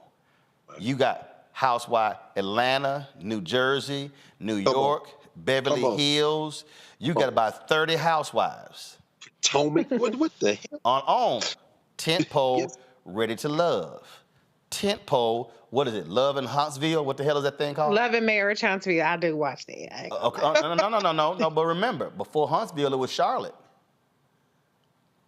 See, it was tent pole. It was tent. See, how many of those shows have you now had? Tent poles. They're all the same. Guess who's targeting? And guess what? Black women, y'all the target. We, Lifetime. They all understand. The advertisers are like, put that on, put that on. That's what they're willing to fund. Mm-hmm. Do you understand? I'm gonna put this out here because I ain't got a problem doing it because they ain't sent us no money at all. And they just got rid of Kirk McDonald, who was a CEO of Group M. He was black, but they never gave us any money. Do y'all realize? Do y'all really want to understand why I launched all the Black Star Network shows in February of 2020? Was it 21 or 22? Why it was 2022? It's because we had a meeting with Group M, and Group M said, well, let's see your slate. Group M controls about $60 billion in advertising money. Okay, 320, 340, 50 billion every year is being spent. So we showed them the slate of shows. Well, they didn't want to see the projected shows. They wanted to actually see the content. So I said, go ahead now. Against my better judgment, let's go ahead and launch the shows. So we did. Launch Faraji's show, Deborah Owens' show, Jackie's show, Greg Carr's show, brought in Stephanie Humphrey's show. Yeah. We were having those conversations with Group M in October, November 2021. Nelson Panero, I think that's who we were talking with. And we had a great call. Ty Brown and I had a great, he's a huge fan. That was late 2021. This is January 2024. Group M has not invested a single dollar in any show on this network, and they were the ones who said, you need to launch them before we put any money in. So we launched them. We launched them. It's understanding the media app and the media game. So I sit here and go, okay, Group. Then it's like, well, hold up. Well, what are y'all doing? Hold up, what do you mean? And you can't give me the brand safe stuff because we've done stuff with Coca-Cola. Yes, sir. McDonald's, yes, Procter sir. & Gamble, General Motors. Those are four of the biggest brands in the world. Right. Because you've got individuals with these ad agencies and inside of these companies. And let me be real clear. We've talked to OMD, Mediacom, we've talked to Horizon, all of these different people. And it's the same, brand safe. But guess what ads we see on Tubi? We've done a content analysis. They've had some raunchy stuff air on Tubi. Oh, sure. Oh, sure. And guess what? Sure. You see many of those ads running in between those shows. So I need the audience to now understand when we are talking about this ad agency that represents these brands refuse to spend money with us, our response has to be, like Dr. King said on April 3rd, 1968, we're not going to spend money with them. But as long as black people are so, oh my God, we've been entertained As long as we keep watching, they're going to keep feeding us. And as long as we keep clicking that button and the algorithm's like, oh, they want more of that, they're going to keep feeding it. And then people then go, well, man, I don't understand why we can't build no black wealth. You cannot build black wealth if you haven't built something that can attract the dollars that then allow you to grow it in scale to be able to get bigger. The offices that we are in was an architecture company, y'all. They moved out of the office here and here. Yes, sir. If we were listen to me clearly, y'all. If we were getting our fair share of dollars right now, Black Star Network should be doing bare minimum $10 million in revenue a year. Yes, sir. If we were doing $10 million revenue a year, I would have that office and that office. You would have at least 30 to 40 people working for us. More shows, more content, doing the things that we actually say. Yes, sir. Y'all, that's what's going on here. And what I'm trying to get our people to understand is if you're not getting support, and trust me, we ain't got no billionaires, millionaires cutting us checks. And they know we exist. Of course. They know we're here. Of course. Then people then go, well, I don't understand now why we can't get more stuff. Y'all, this is the system, how it's operating. I showed y'all the story when BET, see if y'all can find it, New York Times story when BET got sold. I think it was 22 years ago. That was an analyst in the article who said black-owned media was getting 1% of the advertising dollars. 20 plus years later, it's still 1% or even less. So the reason I'm showing y'all the Tubis of the world, the reason I'm showing you that is because when we move our eyeballs to Tubi, we're making Fox more money. The same Fox that's killing us on Fox News.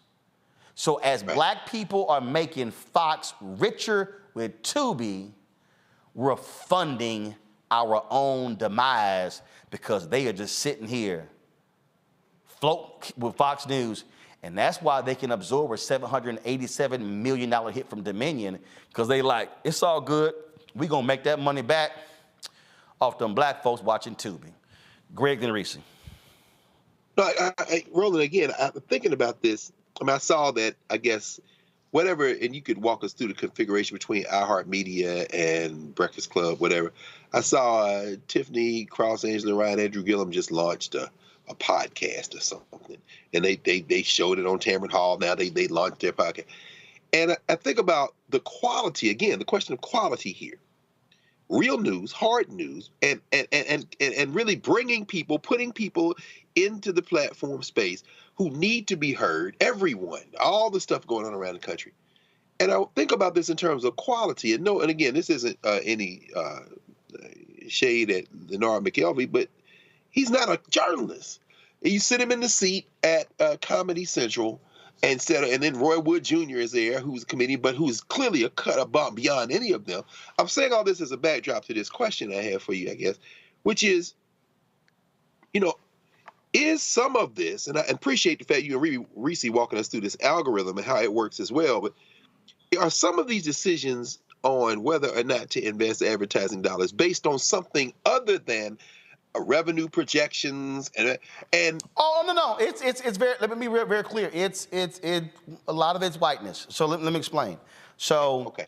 And I get it. Charlamagne has a podcasting network partnership. He owns it 50% with iHeart 50%, and that's called utilizing their scale. That's no different than what Jay-Z, when Jay-Z talked about when he launched his champagne brand. He said, I could have launched it myself, but I partnered with one of the largest, they have the expertise champagne companies. Now, what you're doing is you're leveraging scale.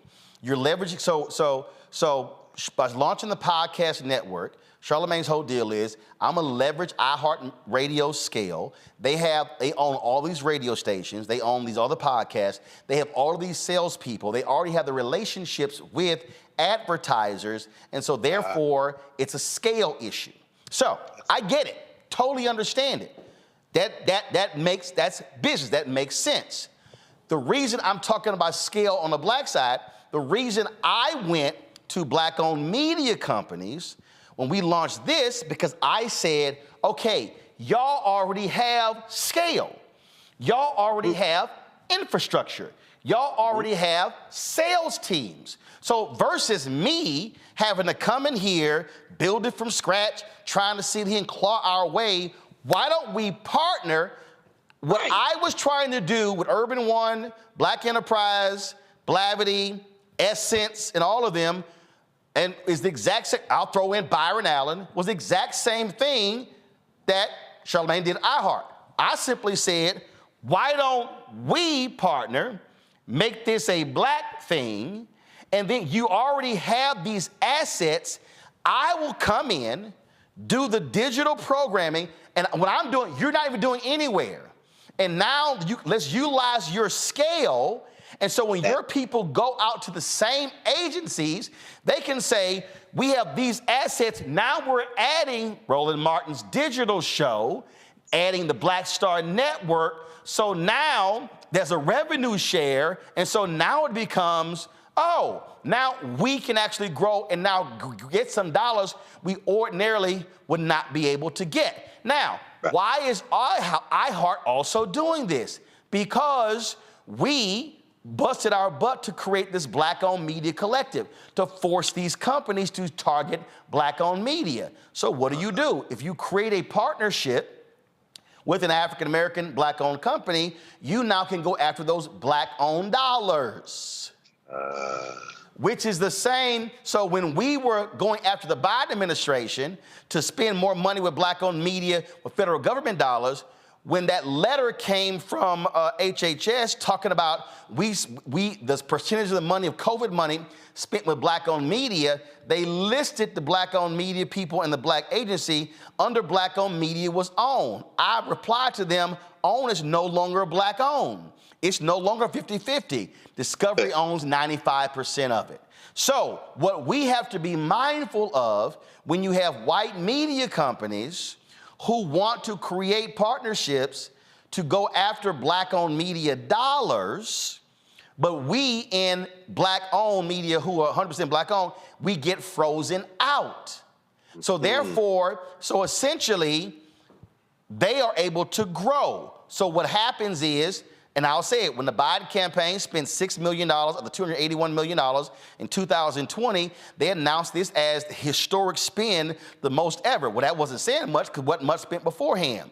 When you read the press release, most of the digital money was going to iHeart and Complex. Complex had the largest black digital reach. Who owned Complex? BuzzFeed. So that's why when people use the phrase black media, I go, no, there's black media, there's black targeted media, and black owned media. Yes. So we get caught up in the black targeted media. So black targeted gets 95% of the money. Black owned media gets screwed up. What I do, so when I'm arguing for black owned media, I'm not saying screw Charlamagne's podcast. No, he owns 50% of it. Fund them and us. Fund them and us and Essence and Blavity.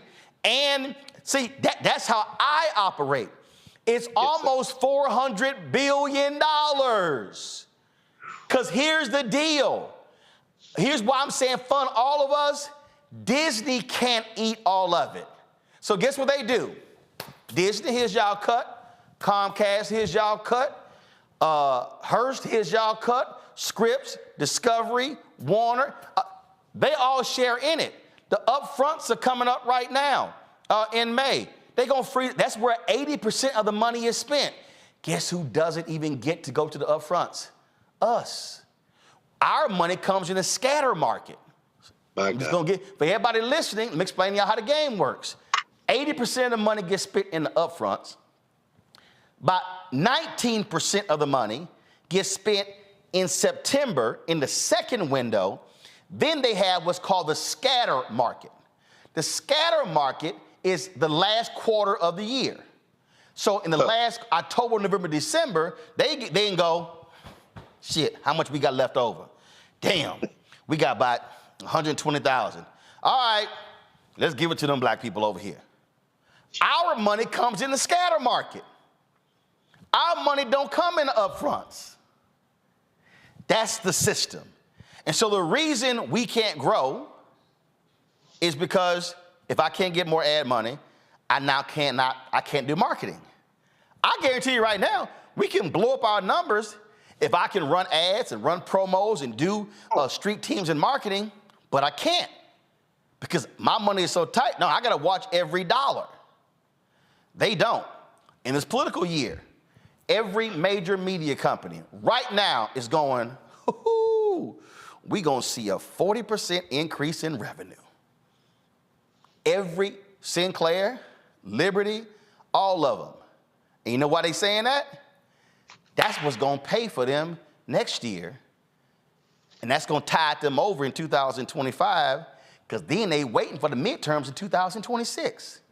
And then they're going to make more money in the midterms. It's going to tide them over in 2027, and they waiting on the presidential in 2028. Those of us in black-owned media are completely frozen out in the presidential year. So therefore, we ain't got nothing left for 25. And then we holding on. I'm just going to let y'all know. We did well in 2020. I need y'all to understand what we made and did in 2020 paid for a lot of our stuff in 2021. Yes, sir.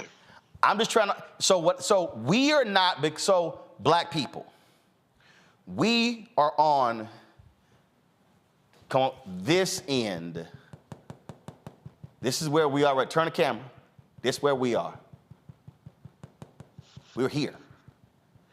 This is black people right here. This black people. We got the remote. We are not in the offices. This is us right here. We are the eyeballs. We're not the ones who are deciding what you actually see. So why is Taraji Henson complaining about her salary? Because we ain't the ones who are funding the movies. Yes, sir. What did Tyler Perry say? Tyler Perry said he paid Cicely Tyson $1 million for 1 day of work because when she did Sounder, she got $8,000. Was it $8,000 or $3,000? She got like $8,000. Yes, sir. Cicely Tyson, in her last 10 to 15 years of life, Tyler Perry paid her what she had never gotten in her career. Tyler Perry said he's paid other female actresses a lot more money for 1 day or 2 days work because what they never got paid. Taraji said that her scale was set when Tyler paid her what she was actually worth. Ain't that interesting that it was somebody black who was the decision maker who paid Taraji her worth? Y'all, we gotta understand the economics of this. And everything y'all have heard us discuss in the last hour and 15 minutes, that literally is Dr. King's sermon on April 3rd, 1968. Yeah. He literally was talking about the money. Yeah. And he literally named the companies that black people should not spend with. He literally said to black people, invest and put your money in black banks and black insurance companies. He literally said in his sermon that black people are individually poor, but collectively we represent one of the largest economies in the world. What I'm trying to say to black people and to conscious non-black people who are watching, we are driving the algorithm. So if we can drive 43 million views of Kat and Shannon talking, and I'm not hating. Come on. Can we drive 20 million on this? alphas and AKs and deltas and kappas and iotas and sigmas and zetas. Hope I mentioned everybody. What happens? Divine Nine rented out movie theaters. Listen to me, y'all. The Divine Nine rented out movie theaters to help The Color Purple earn almost $25 million on Christmas Day. Mm-hmm. That money is going to Warner Brothers, which is Discovery. Yes, sir. Can the Divine Nine decide as a collective that they are going to pick 4 books to put on the New York Times bestseller list every single month?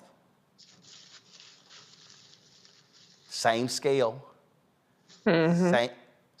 same institutions. Can you imagine Divine Nine and the Lynx and the Prince Hall Masons and the Eastern Star say we're gonna take our collective members and we're going to say these are the 4 books that we're buying in January. These are the 4 books that we're buying in February. These are the 4 books that we're buying in March. Folks, it's the money. But we have to be willing to use our collective power. And this is all Dr. King was trying to tell us before he was assassinated in 1968. Final comments, Rishi, then Greg. The reality is that Black people are always a sure bet when you want a return on our investment. And so we just have to stop being a bargain. And we have to continue to drive the culture, drive what's validated, but we have to be the validators validating ourselves. Roland mentioned the New York Times bestseller. We shouldn't wait until something is a New York Times bestseller to then say we're going to buy it. Oh, now it's a New York Times bestseller. We can drive the conversation. We can drive things forward as we have always been doing to our benefit. And that's what we need to start doing. We have to harness that collective power because individually we don't have the power to change it on our own. But we recognizing our collective power can make the difference to our benefit. It's not charity. It's a return on investments for ourselves in a way that we all benefit and we're better off for it. And to that point there, and y'all, I've told y'all this, that control room was built by a Black engineering company. These lights were installed by a Black lighting company. That green screen was purchased from a Black drape company. That news desk was built by a Black set design company. So when you invest in Black-owned media, we're investing in Black companies. Those people have employees and families.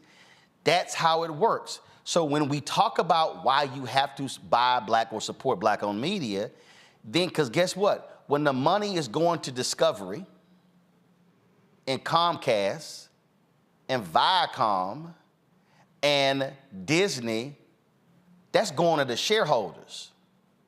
That's right. And we already know only the top 10% folk in this country, the top 10% of the country owns 93% of stocks. Yes, sir. So again, I'm not saying, oh, don't support The Color Purple. Don't support Black Panther. I'm saying support Black movies. But what I'm also saying, while we are saying support Black movies, we also have got to be saying, where the Black executives on these movie sets? Where's the Black catering companies? Taraji talked about them. They were trying to get them to drive themselves or put themselves in the van. I'm sorry, who has the transportation contract? Let's stop being enamored with the Black face in front of the screen. Or, oh, we got a Black director. We need to have a 360-degree economic view that goes beyond us. And this is where we've got to stop, Greg, just being so excited to see a Black face.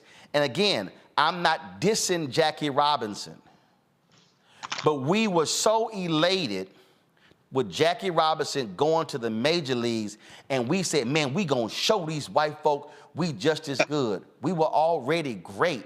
Dizzy Dean said the best talent was in the Negro leagues. Right. But we were so fixated on going to the major leagues that it literally killed the Negro leagues. That's right. And you know what they did? They said, y'all come on. Bring us all your talent and bring your eyeballs, because y'all gonna buy tickets and y'all gonna buy jerseys. And guess what? They did not say, let's bring one of these team owners. No, sir. Abe Saperstein, his goal. Abe Saperstein's goal. He wasn't black, but Abe Saperstein's goal was for the Harlem Globetrotters to be an NBA team. Yes, sir. And do you know what they did? They drafted a Harlem Globetrotter player. That's right. And there never was a black team, and there wasn't a black owner in the NBA until Bob Johnson, who sold the team to Michael Jordan, who has now since sold the team. That's right. We got to stop giving folks our labor and not getting our reward back. Greg, go ahead. Yes, sir. No, Roland, you know, it reminds me, this time, just a little bit, last month, this time in 2022, you covered the Celebration Bowl. It's a beautiful moment. And I went down, I was there, and I was there this last year. I went to the Battle of the Bands, the old HBCU marching band alum, myself, Tennessee State Band. Very few people there.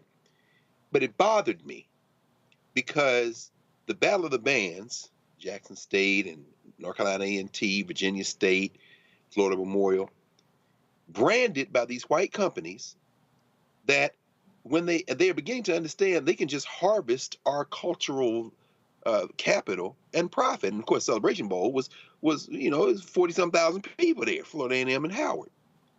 Willie Simmons, the champion, Florida A&M champion coach, now the running backs coach at Duke, because his dream is to be the coach of a Power 5 conference football team. White validation. I got nothing against Willie Simmons, and then Florida A&M alumni trying to raise money to keep him, raised $100,000 very quickly. That ain't no money in the era of Nick Saban and all the rest of these plantation sports complexes. You're not going to beat them with the dollar, but this is where I'm going with this. We are watching now, everybody watching. Some people on fixed income. Some people don't have the capacity. You have made a firm commitment to create a network that is accessible and free to anybody who wants to bring their eyeballs to it, regardless of how they bring it in this over-the-top platform.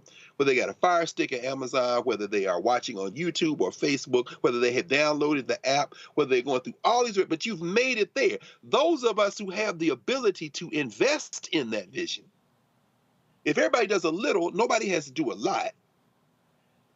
You can't raise enough money to keep a football coach whose dream is to coach in the white league at the HBCU, but you can certainly make enough of a contribution to keep the clean glass of water standard of black news media available to all of us, particularly when these folks who are our open enemies will not invest in it, not only because they want to keep the money for themselves, because they know what will happen as our imaginations are fed and our information is fed by a standard of news that will, in fact, do the kind of things the black press used to do.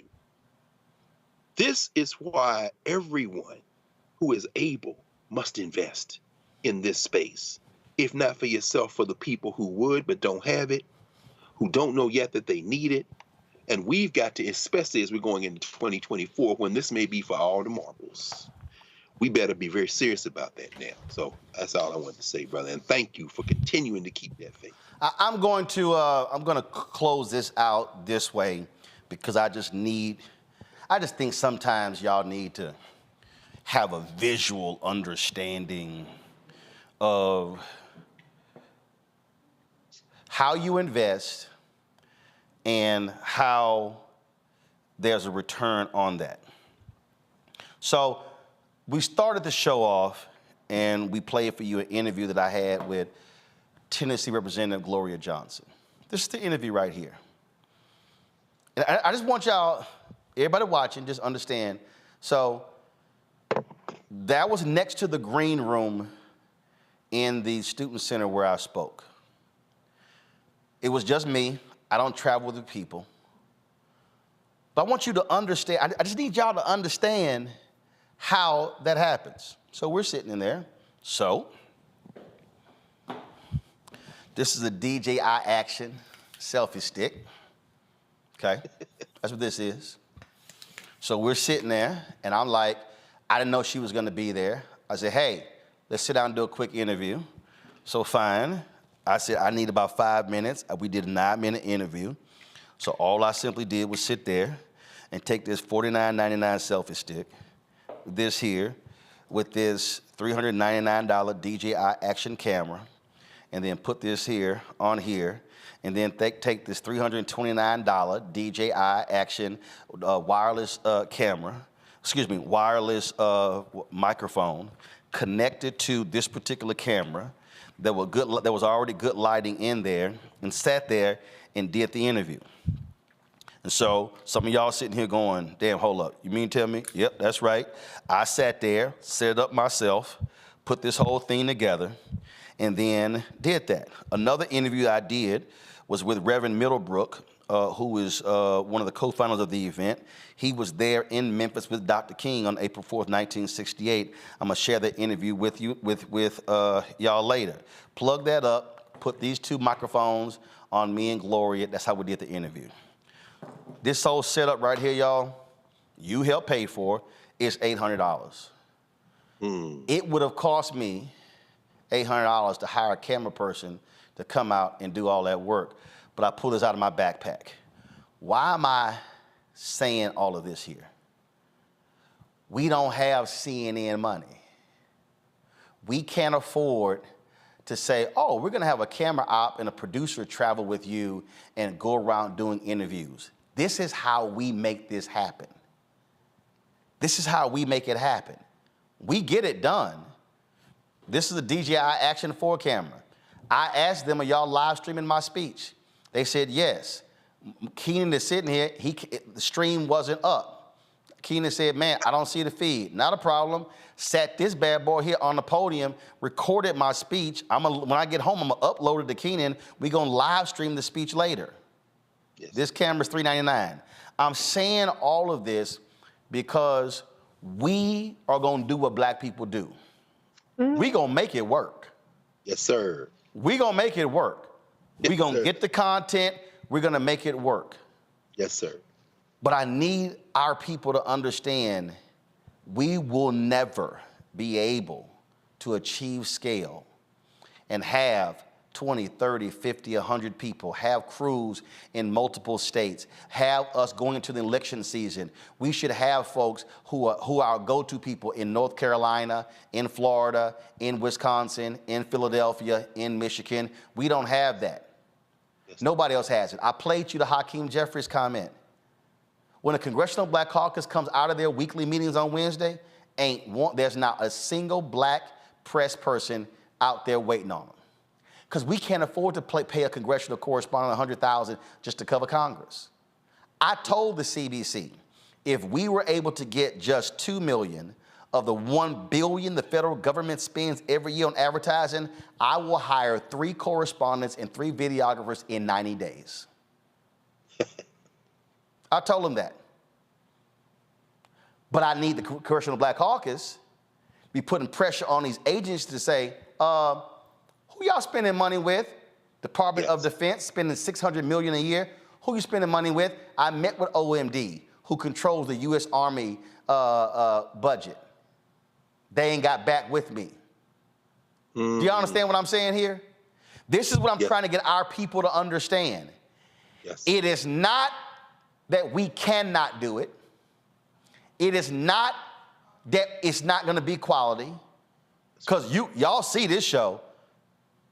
I was in Jamaica and I pulled up the show. I was like, and I never get to be on that. I said, damn, the show look good. And there were some things I didn't like what I saw. Change this, change this. Okay, I want y'all to tweak this here. But the bottom line is, I'll put this up against the other networks. Oh, no question. But we are never going to be able to cover more of what we need to cover as long as we are scrambling for dollars every single month. Yes. And so this year, let me be clear, I'm putting pressure on the political people. I'm gonna tell y'all right now, I've made it perfectly clear to a lot of these groups out here, environmental group, pro-choice groups, progressive groups, campaigns, the number is 10 million. $10 million in advertising on this platform between now and November. That's my number. Because you know who else has a number? Sinclair. Come on. NBC, ABC, CBS, Fox, they all have numbers. I've made it clear, my number is 10 million for advertising. The 10 million for advertising is going to allow me to go on the road and do 4 to 6 town hall broadcasts every single month. It's going to allow me to go spend a week hitting 5 cities in North Carolina, taking the show on the road. Do y'all understand when Fox News has a town hall, how that gets paid for? The town halls that you see on CNN and Fox News cost between $500,000 to $750,000.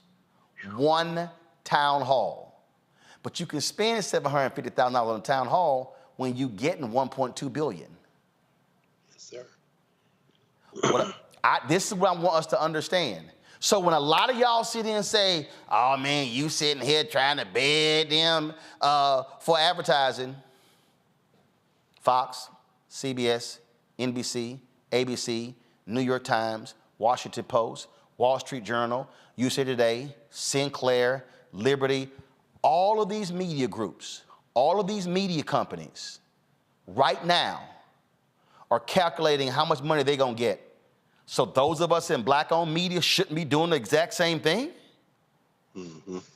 Every black person who whines and complains when I talk about this stuff, how in the hell do you think they are able to do what they do?